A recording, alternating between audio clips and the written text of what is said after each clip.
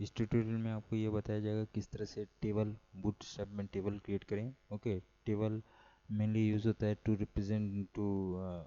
Present information in a tabular format, जिससे कि आप स्ट्रक्चर वे में इंफॉर्मेशन को प्रेजेंट कर सकें।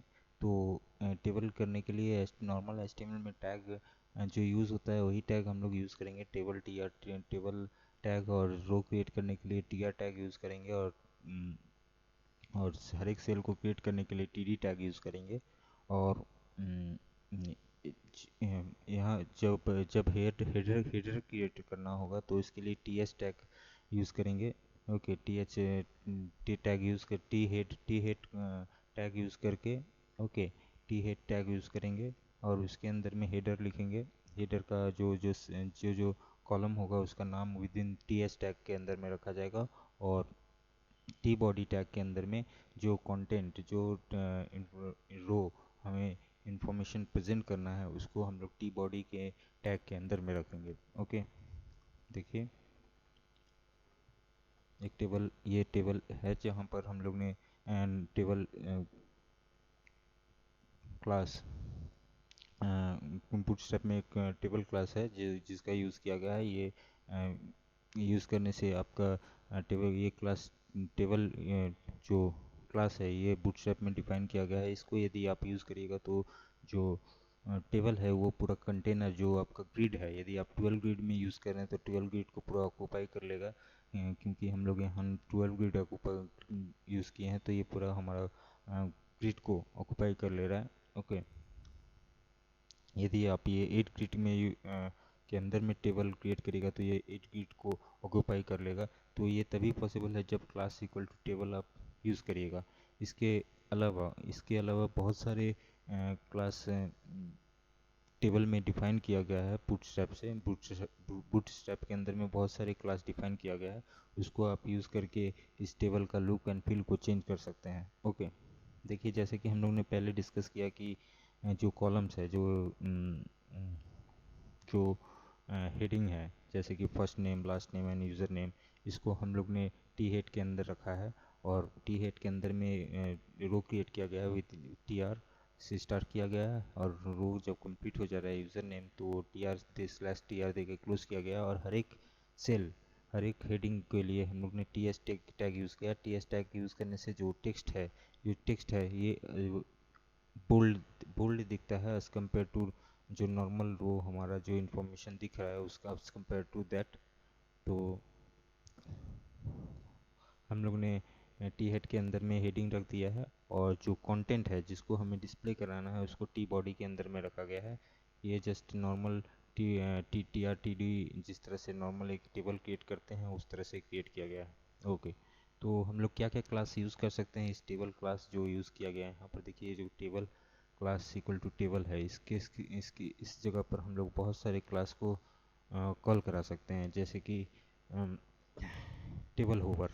ओके, टेबल होवर कॉल कराने से क्या होगा कि जब आप माउस को किसी रो से क्रॉस कराइएगा तो वो हाईलाइटेड हो जाएगा। ओके, देख रही है कि जैसे हम लोग ने class equal to table hover use किया है तो हम लोग जैसे ही माउस ले जाएंगे तो वो होवर हो जा रहा है। ये हमारा हेल्प करता है जब हमारे बहुत सारे डेटा हैं और हम लोग को इंफॉर्मेशन को जब रीड करना होता है तो हम लोग कौन सा रो को रीड कर रहे हैं ये, तो उसको आइडेंटिफाई करने के लिए ये होवर क्लास काफ़ी यूज़फुल होगा।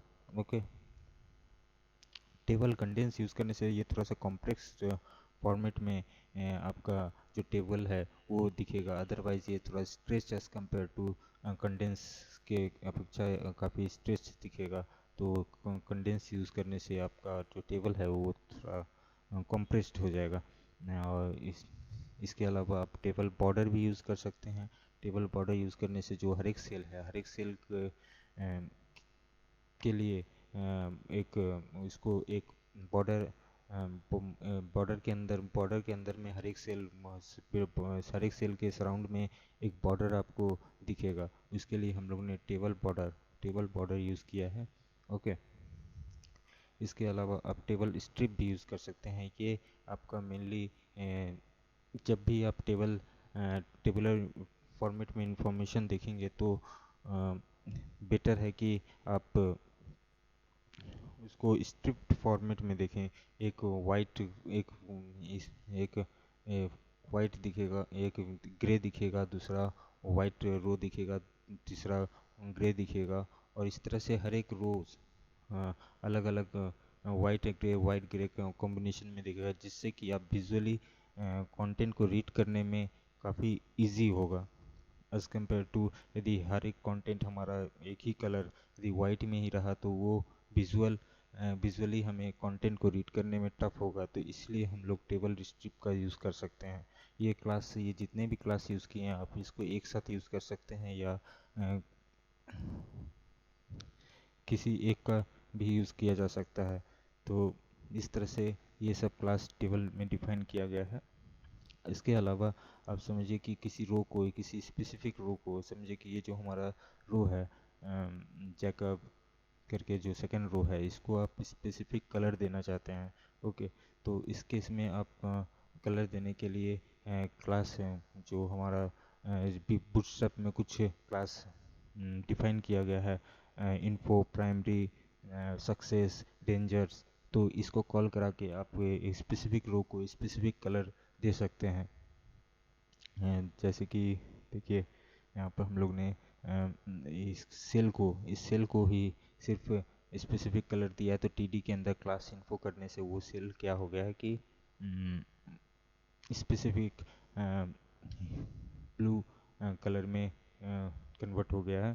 तो बट हम लोग रो को देना चाहते हैं, तो रो को देने के लिए आप टीआर, जिसमें रो को देना चाहिए टीआर को सिलेक्ट करिए, और यहाँ पर आप क्लास इक्वल टू इन्फो लिख सकते हैं। इससे क्या होगा कि आपका वो जो रो है वो रो पूरा कंप्लीट ब्लू में चेंज हो जाएगा। इन द सेम वे यदि आप इसको ग्रीन रखना चाहते हैं तो सक्सेस लिखिए, सक्सेस। यदि इसको आप ऑरेंज में रखना चाहते हैं तो इसके लिए वार्निंग लिखिए, और यदि इसको आप रेड में रखना चाहते हैं तो इसको डेंजर लिखिए। तो इस तरह से आप यदि इंफॉर्मेशन को प्रेजेंट कर रहे हैं तो आपके पास काफ़ी सारा प्री डिफाइंड क्लास बूटस्ट्रैप द्वारा दिया गया है, जिसका यूज़ करके आप इंफॉर्मेशन को विजुअली अच्छे तरीके से रिप्रेजेंट कर सकते हैं। Thank you.